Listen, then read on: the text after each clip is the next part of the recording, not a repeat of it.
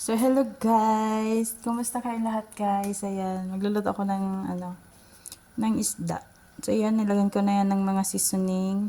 Hindi ko na ipakita. Nakalimutan ko. So, ayan, naalala ko na lang siya nung nilagyan ko na ng mga seasoning. Okay, so, ayan, hinanda ko na yan. May tubig. Okay, galing kasi to sa freezer. Kaya nahirapan ako dito. Ano ko pa, dinifrost ko pa. Ayaw din naman. Ang dami kong hugasin guys. Ayan. Nagpainitan din ako ng mantika doon. So, yan. Ganun-ganon lang natin. No? So, yan. Yan na guys, no, handa na to. This is ready na. So, ang mantika natin is parang medyo mainit-init na talaga. So, gusto ko nang ilagay kasi takot ako. Takot ako yung sobrang init ba. So, ilagay na natin ngayon, no. Dahan-dahanin lang natin. Bismillah, bismillah. Oh. Oh. Takot ako. Diyos ko, Lord. Oh my God. Diyos ko po, tabang. Diyos ko, Diyos ko. Sandali lang. Hindi pa ako ready. Sandali nga, i-off ko nga to. Diyos ko po, tabang. Bismillah. Oh. Oh. Oh. Oh. Diyos ko, tabang. Oh my goodness.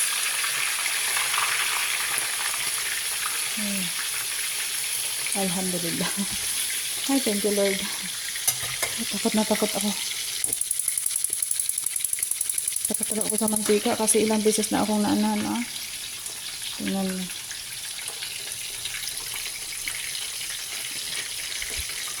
So, ayan. Ang saya ko. Nakaprito. Saya. Pagmasdan natin yung isda.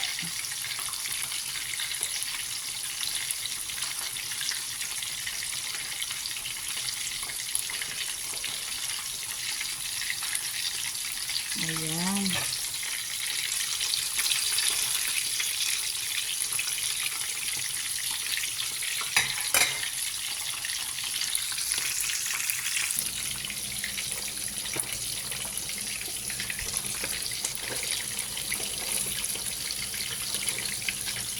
Tinusok-tusok ko. Hindi ko pala ito na nasugatan. Tama ba itong aking ginagawa?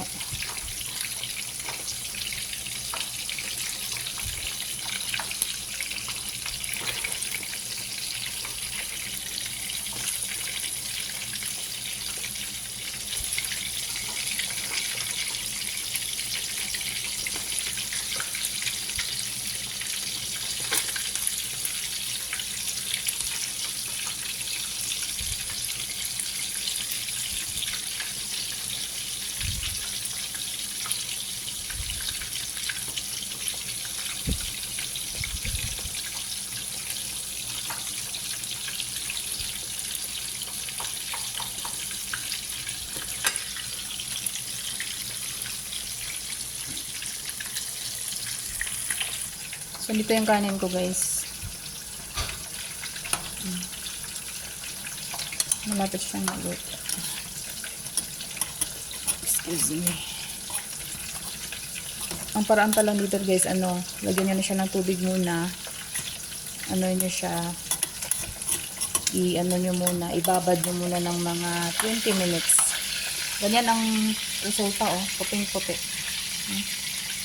Ang sarap niyan kapag naluto. So, ayan, takpan nyo lang ng mga 5 minutes. Maluluto na yan. Lagyan natin sa maliit na maliit na ay. Ayan. So, okay na yan.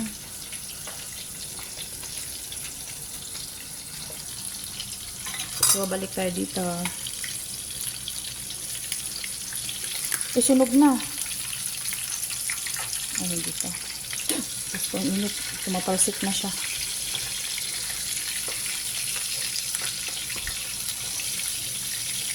Kailangan ko na atang baliktarin.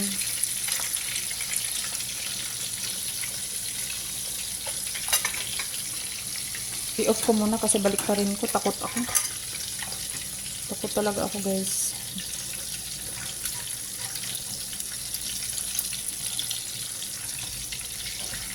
Bali, off ko muna ha. Sandali lang. So, ayan, nabaliktad ko na siya. Hindi siya pwedeng one hand kapag ibaliktad. Kailangan ng dalawang kamay to support. So, ayan. In-off ko ulit yung ano. Kasi takot ako.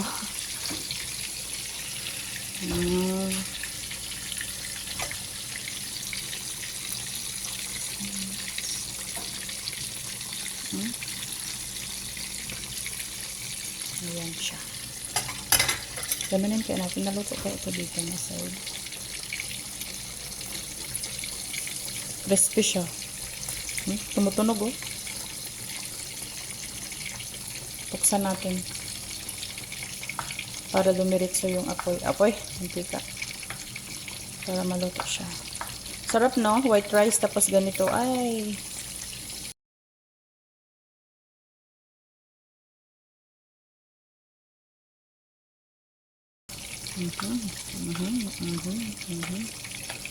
Ayan. Okay.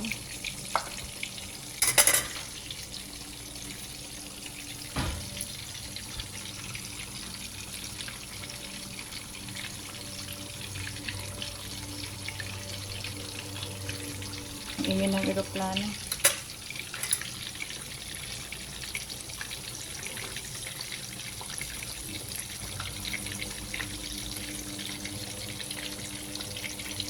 Ay, hindi pala ito manok, no?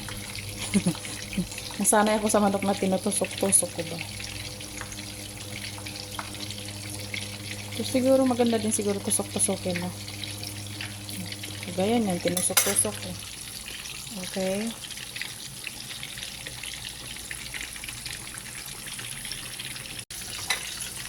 So, ayan guys, parang nasunog na ata. Nangitim na.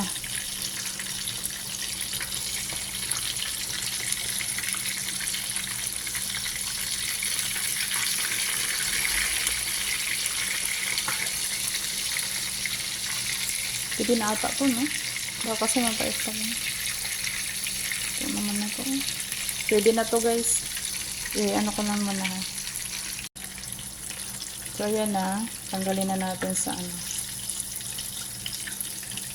Takot talaga ako sa mantika. Uy, gusto po.